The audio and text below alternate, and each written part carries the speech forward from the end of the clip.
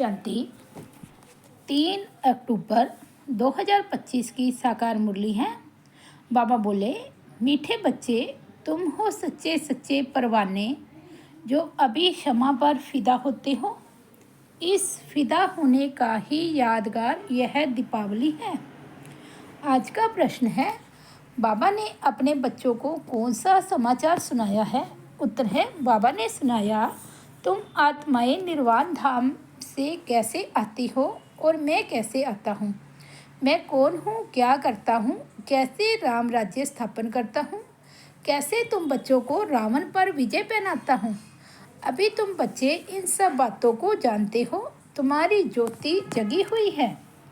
गीत बजा है, तुम्ही हो माता पिता तुम्ही हो। ओम शांति। मीठे मीठे रूहानी बच्चों ने गीत सुना, आत्माओं ने इन जिस्मानी कर्म इंद्रियों से गीत सुना। गीत में पहले तो ठीक था, पिछाड़ी को फिर भक्ति के अक्षर थे। तुम्हारे चरणों की धूल है। अब बच्चे चरणों की धूल थोड़े ही होते हैं, ये रॉन्ग है। बाप बच्चों को राइट अक्षर समझाते हैं। बाप आते भी वहाँ से हैं जहाँ से बच्चे आते हैं, वह है निर्वाण धाम। बच्चों को सबके आने का समाचार तो सुनाया, अपना भी सुनाया कि मैं कैसे आता हूँ, आकर के क्या करता हूँ। राम राज्य स्थापन करने अर्थ रावण पर विजय पहनाते हैं। बच्चे जानते हैं राम राज्य और रावण राज्य इस पृथ्वी पर ही कहेंगे। अभी तुम विश्व के मालिक बनते हो। धरती, आसमान, सूर्य आदि सब तुम्हारे हाथ में आ जाते हैं तो कहेंगे रावण राज्य सारे विश्व पर और राम राज्य भी सारे विश्व पर है। रावण राज्य में कितने करोड़ है, राम राज्य में थोड़े होते हैं, फिर धीरे धीरे वृद्धि को पाते हैं। रावण राज्य में वृद्धि बहुत होती है क्योंकि मनुष्य विकारी बन जाते हैं। राम राज्य में है निर्विकारी, मनुष्यों की ही कहानी है। बाबा कहते, रावण राज्य में वृद्धि बहुत होती है क्योंकि मनुष्य विकारी बन जाते हैं। राम राज्य में है निर्विकारी, मनुष्यों की ही कहानी है। तो राम भी बेहद का मालिक, रावण भी बेहद का मालिक है। अभी कितने अनेक धर्म है, गाया हुआ है अनेक धर्मों का विनाश। बाबा ने झाड़ पर भी समझाया है। अब दशहरा मनाते हैं, रावण को जलाते हैं, ये है हद का जलाना। तुम्हारी तो है बेहद की बात। रावण को भी सिर्फ भारतवासी ही जलाते हैं, विदेश में भी जहाँ तहाँ भारतवासी जास्ती होंगे वहाँ भी जलाएंगे। वह है हद का दशहरा। दिखाते हैं लंका में रावण राज्य करते थे, सीता को चुराकर लंका में ले गया। ये हो गई हद की बातें। अब बाप कहती हैं सारे विश्व पर रावण का राज्य है, राम राज्य अब नहीं है। राम राज्य अर्थात ईश्वर का स्थापन किया हुआ सतयुग को कहा जाता है राम राज्य। माला सिमरते हैं रघुपति राघव राजा राम कहते हैं, लेकिन राजा राम को नहीं सिमरते हैं। जो सारे विश्व की सेवा करते हैं उनकी माला सिमरते हैं। भारतवासी दशहरे के बाद फिर दीपावली मनाते हैं। दीपावली क्यों मनाते हैं? क्योंकि देवताओं की ताजपोशी होती है। कोरोनेशन पर बत्तियां आदि बहुत जलाते हैं। एक तो ताजपोशी, दूसरा फिर कहा जाता है घर घर में दीपमाला। हर एक आत्मा की ज्योत जग जाती है। अभी सब आत्माओं की ज्योति उझाई हुई है। आयरन एज्ड है यानी अंधियारा है। अंधियारा माना भक्ति मार्ग। भक्ति करते करते ज्योत कम हो जाती है। बाकी वह दीपमाला तो आर्टिफिशियल है। ऐसे नहीं कि कोरोनेशन होता है तो आतिशबाजी जलाते हैं। दीपमाला पर लक्ष्मी को बुलाते हैं, पूजा करती हैं। ये उत्सव है भक्ति मार्ग के। जो भी राजा तख्त पर बैठती हैं तो उनका कोरोनेशन डे धूमधाम से मनाया जाता है। ये सब है हद के। अभी तो बेहद का विनाश, सच्चा सच्चा दशहरा होना है। बाप आए हैं सबकी जोत जगाने। मनुष्य समझते हैं हमारी जोत बड़ी जोत से मिल जाएगी। ब्रह्म समाजियों के मंदिर में सदैव जोत जगती है। समझते हैं जैसे परवाने ज्योति पर फेरी बहन फिदा होते हैं, वैसे हमारी भी आत्मा अब बड़ी ज्योति में मिल जाएगी। इस पर दृष्टांत बनाया है। अभी तुम हो आधा कल्प के आशिक, तुम आकर एक माशूक पर फिदा हुए हो। जलने की तो बात नहीं, जैसे वे आशिक माशूक होते हैं तो वे एक दो के आशिक बन जाते हैं। यहाँ वह ही माशूक है, बाकी सब है आशिक। आशिक उस माशूक को भक्ति मार्ग में याद करते रहते हैं। माशूक आप आओ तो हम तुम्हारे पर बलि चढ़े, तुम्हारे सिवाय हम किसको भी याद नहीं करेंगे। यह तुम्हारा जिस्मानी लव नहीं है, उन आशिक माशूक का जिस्मानी लव होता है। बस एक दो को देखते रहती हैं, देखने से ही जैसे तृप्त हो जाते हैं। यहाँ तो एक माशूक, बाकी सब है आशिक। सब बाप को याद करती हैं, भल कोई नेचर आदि को भी मानते हैं, फिर भी ओ गॉड, हे भगवान, मुख से झूठ निकलता है। सब उनको बुलाते हैं, हमारे दुख दूर करो। भक्ति मार्ग में तो बहुत आशिक माशूक होते हैं, कोई किसका आशिक, कोई किसका आशिक। हनुमान के कितने आशिक होंगे। सब अपने अपने माशूक के चित्र बनाकर फिर आपस में मिलकर बैठ उनकी पूजा करते हैं। पूजा कर फिर माशूक को डुबो देते हैं, अर्थ कुछ भी नहीं निकलता। यहाँ यह बात नहीं, यह तुम्हारा माशूक एवर गोरा है, कभी सावरा बनता नहीं। बाप मुसाफिर आकर सबको गोरा बनाते हैं, तुम भी मुसाफिर हो ना, दूर देश से आकर यहाँ पाठ बजाते हो। तुम्हारे में भी नंबरवार पुरुषार्थ अनुसार समझते हैं। अभी तुम त्रिकालदर्शी बन गए हो, रचता और रचना के आदि मध्य अंत को जानते हो, तो तुम हो गए त्रिकालदर्शी ब्रह्मा कुमार कुमारियाँ। जैसे जगत गुरु आदि का भी टाइटल मिलता है ना, तुमको यह टाइटल मिलता है। तुमको सबसे अच्छा टाइटल मिलता है सवदर्शन चक्रधारी। तुम ब्राह्मण ही सवदर्शन चक्रधारी हो या शिव बाबा भी है। बच्चों ने कहा शिव बाबा भी है। हाँ, क्योंकि सवदर्शन चक्रधारी आत्मा होती है ना शरीर के साथ। बाप भी इसमें आकर समझाते हैं, शिव बाबा सवदर्शन चक्रधारी ना हो तो तुमको कैसे बनाए। वे सबसे सुप्रीम ऊंचते ऊंच आत्मा है, देह को थोड़े ही कहा जाता है। वे सुप्रीम बाप ही आकर तुमको सुप्रीम बनाते हैं। सवदर्शन चक्रधारी आत्माओं के सिवाय कोई बन ना सके। कौन सी आत्माएं? जो ब्राह्मण धर्म में हैं। जब शूद्र धर्म में थे तो नहीं जानते थे, अब बाप द्वारा तुमने जाना है। कितनी अच्छी अच्छी बातें हैं, तुम ही सुनते हो और खुश होते हो। बाहर वाले जे सुने तो आश्चर्य खाए, ओहो ये तो बहुत उच्च ज्ञान है। अच्छा, तुम भी ऐसा सुदर्शन चक्रधारी बनो तो फिर चक्रवर्ती राजा विश्व का मालिक बन जाएंगे।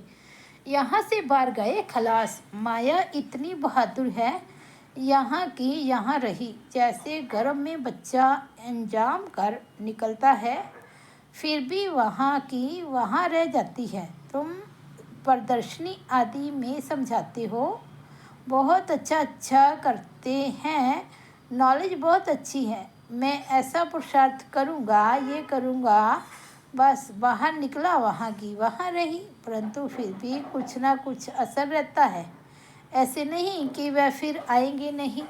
झाड़ की वृद्धि होती जाएगी, झाड़ वृद्धि को पाएगा तो फिर सबको खींचेंगे। अभी तो ये है रौरव नरक। गरुड़ पुराण में भी ऐसी ऐसी रोचक बातें लिखी है जो मनुष्यों को सुनाते हैं ताकि कुछ डर रहे। उनसे ही निकला है कि मनुष्य सर्प बिच्छू आदि बनते हैं। परंतु कहती है, मैं तुमको विषयवतरणी नदी से निकाल क्षीर सागर में भेज देता हूँ। असल तुम शांति धाम के निवासी थे, फिर सुखधाम में बाढ़ बजाने आए। अभी फिर हम जाते हैं शांति धाम और सुखधाम। ये धाम तो याद करेंगे ना, गाते भी हैं। तो माता पिता व सुख गनेरे तो होते ही हैं सुखधाम में सतयुग में।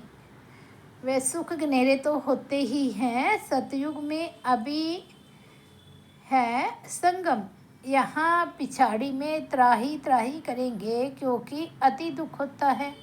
फिर सतयुग में अति सुख होगा। अति सुख और अति दुख का ये खेल बना हुआ है। विष्णु अवतार भी दिखाते हैं। लक्ष्मी नारायण का जोड़ा जैसे ऊपर से आते हैं। अब ऊपर से शरीरधारी कोई आते थोड़े ही हैं, ऊपर से आती तो हर एक आत्मा है, परंतु ईश्वर का अवतरण बहुत विचित्र है। वहीं आकर भारत को स्वर्ग बनाती हैं। उनका त्योहार शिव जयंती मनाते हैं। अगर मालूम होता कि परमपिता परमात्मा शिव ही मुक्ति जीवन मुक्ति का वर्षा देते हैं तो फिर सारे विश्व में गॉड फादर का त्यौहार मनाते। बेहद के बाप का यादगार मनाए तब जब समझे कि शिव बाबा ही लिबरेटर गाइड है। उनका जन्म ही भारत में होता है। शिव जयंती भी भारत में मनाते हैं, परंतु पूरी पहचान नहीं तो हॉलिडे भी नहीं करते हैं। जो बाप सर्व की सदगति करने वाला उनकी जन्मभूमि जहाँ अलौकिक कर्तव्य आकर करते हैं, उनका जन्मदिन और तीर्थ यात्रा तो बहुत मनानी चाहिए। तुम्हारा यादगार मंदिर भी यहाँ ही है, परंतु किसको पता नहीं है कि शिव बाबा ही आकर लिबरेटर गाइड बनता है। कहते सब हैं कि सब दुखों से छुड़ाकर सुख धाम में ले चलो, परंतु समझते नहीं। भारत बहुत ऊंचते ऊंच खंड है। भारत की महिमा अपरंपार गाई हुई है। वहाँ ही शिव बाबा का जन्म होता है। उनको कोई मानते नहीं, स्टैंप नहीं बनाते, औरों की तो बहुत बनाते रहते हैं। अब कैसे समझाया जाए जो इनके महत्व का सबको पता पड़े। विलायत में भी सन्यासी आदि जाकर भारत का प्राचीन योग सिखलाते हैं। जब तुम ये राजयोग बताएंगे तो तुम्हारा बहुत नाम होगा। बोलो, राजयोग किसने सिखाया था? ये किसको पता नहीं है। कृष्ण ने भी हठ योग तो सिखाया नहीं। ये हठ योग है सन्यासियों का, जो बहुत अच्छे पढ़े लिखे हैं, जो अपने को फिलासफर कहलाते हैं। वे इन बातों को समझ और सुधर जाएं। कहें हमने भी शास्त्र पढ़े हैं, परंतु अब जो बाप सुनाते हैं वह राइट है, बाकी सब है रोंग। तो ये भी समझे कि बराबर बड़े ते बड़ा तीर्थ स्थान ये है जहाँ बाप आते हैं। तुम बच्चे जानते हो इसको कहा जाता है धर्म भूमि। यहाँ जितने धर्मात्मा रहते हैं उतने और कहाँ नहीं। तुम कितना दान पुण्य करते हो, बाप को जानकर तन मन धन सब इस सेवा में लगा देते हो। बाप ही सबको लिबरेट करते हैं, सबको दुख से छुड़ाते हैं, और धर्म स्थापक कोई दुख से नहीं छुड़ाते हैं। वे तो आते ही हैं, उनके पिछाड़ी नंबरवार सब पाठ बजाने आते हैं। पाठ बजाते बजाते तमो प्रधान बन जाते हैं, फिर बाप आकर सतो प्रधान बनाते हैं। तो यह भारतवासी, भारत कितना बड़ा तीर्थ है। भारत सबसे नंबर 1 ऊंच भूमि है। बाप कहते हैं मेरी यह जन्म भूमि है, मैं आकर सबकी सदगति करता हूँ, भारत को हेवन बना देता हूँ। तुम बच्चे जानते हो बाप स्वर्ग का मालिक बनाने आए हैं। ऐसे बाप को बहुत प्यार से याद करो, तुमको देख और भी ऐसे कर्म करेंगे। इसको ही कहा जाता है अलौकिक दिव्य कर्म। ऐसे मत समझो कोई नहीं जानेंगे, ऐसे निकलेंगे जो तुम्हारे ये चित्र भी ले जाएंगे। अच्छे अच्छे चित्र बने तो स्टीमर भरा कर ले जाएंगे। स्टीमर जहाँ जहाँ खड़ा रहता है वहाँ ये चित्र लगा देंगे। तुम्हारी बहुत सर्विस होगी, तुम्हारी बहुत सर्विस होनी है। बहुत उदार चित्त हुंडी भरने वाले सांवल शाह भी निकलेंगे, जो ऐसे काम करने लग पड़ते हैं ताकि सबको मालूम पड़े कि यह कौन है जो इस पुरानी दुनिया को बदल और नई दुनिया स्थापन करती हैं। तुम्हारी भी पहले तुच्छ बुद्धि थी, अभी तुम कितने स्वच्छ बुद्धि बने हो। जानते हो हम इस ज्ञान और योगवाद से विश्व को हेवन बनाते हैं, बाकी सब मुक्ति धाम में चले जाएंगे। तुम्हें भी अथॉरिटी बनना है। बेहद के बाप के बच्चे हो ना, शक्ति मिलती है याद से। बाप को वर्ल्ड ऑलमाइटी अथॉरिटी कहा जाता है। सभी वेदों शास्त्रों का सार बताते हैं। तो बच्चों को कितना उमंग रहना चाहिए सर्विस का। मुख से ज्ञान रत्नों के सिवाय और कुछ ना निकले। तुम हर एक रूप बसंत हो। तुम देखते हो सारी दुनिया सबज हरी भरी बन जाती है, सब कुछ नया, वहाँ दुख का नाम नहीं। 5 तत्व भी तुम्हारी सर्विस में हाजिर रहते हैं। अभी वे डिसर्विस करते हैं क्योंकि मनुष्य लायक नहीं है। बाप अभी लायक बनाते हैं। अच्छा, मीठे मीठे सिकिलते बच्चों प्रति माता पिता बाप दादा का याद प्यार और गुड मॉर्निंग। रूहानी बाप की रूहानी बच्चों को नमस्ते। हम रूहानी बच्चों की रूहानी बाप दादा को याद प्यार गुड मॉर्निंग और नमस्ते। धारणा के लिए मुख्य सार फर्स्ट पॉइंट है रूप संत बन मुख से सदैव ज्ञान रतन ही निकालने हैं। सर्विस के उमंग में रहना है, याद में रहना और सबको बाप की याद दिलाना, यही दिव्य अलौकिक कार्य करना है। सेकंड पॉइंट है सच्चा सच्चा आशिक बन एक माशुक पर फिदा होना है, अर्थात बलि चढ़ना है, तभी सच्ची दीपावली होगी। वरदान है विश्व महाराजन की पदवी प्राप्त करने वाले सर्व शक्तियों के स्टॉक से संपन्न भव। जो विश्व महाराजन की पदवी प्राप्त करने वाली आत्माएं हैं, उनका पुरुषार्थ सिर्फ अपने प्रति नहीं होगा, अपने जीवन में आने वाले विघ्न व परीक्षाओं को पास करना यह तो बहुत कॉमन है। लेकिन जो विश्व महाराजन बनने वाली आत्माएं हैं, उनके पास अभी से ही सर्व शक्तियों का स्टॉक भरपूर होगा। उनका हर सेकंड हर संकल्प दूसरों के प्रति होगा। तन मन धन समय श्वास सब विश्व कल्याण में सफल होता रहेगा। स्लोगन है एक भी कमजोरी अनेक विशेषताओं को समाप्त कर देती है, इसलिए कमजोरियों को तलाक दो। अव्यक्त इशारे स्वयं और सर्व के प्रति मनसा द्वारा योग की शक्तियों का प्रयोग करो। अपनी शुभ भावना श्रेष्ठ कामना श्रेष्ठ वृत्ति श्रेष्ठ वाइब्रेशन द्वारा किसी भी स्थान पर रहते हुए मनसा द्वारा अनेक आत्माओं की सेवा कर सकते हो। इसकी विधि है लाइट हाउस माइट हाउस बनना।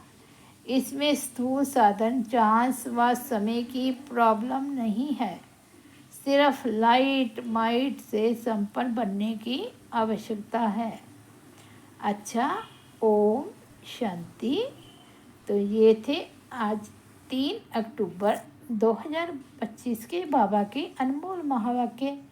मुरली की हेडलाइन है मीठे बच्चे तुम हो सच्चे सच्चे परवाने, जो अभी क्षमा पर फिदा होते हो, फिर फिदा होने का ही यादगार यह दीपावली है। ओम शांति।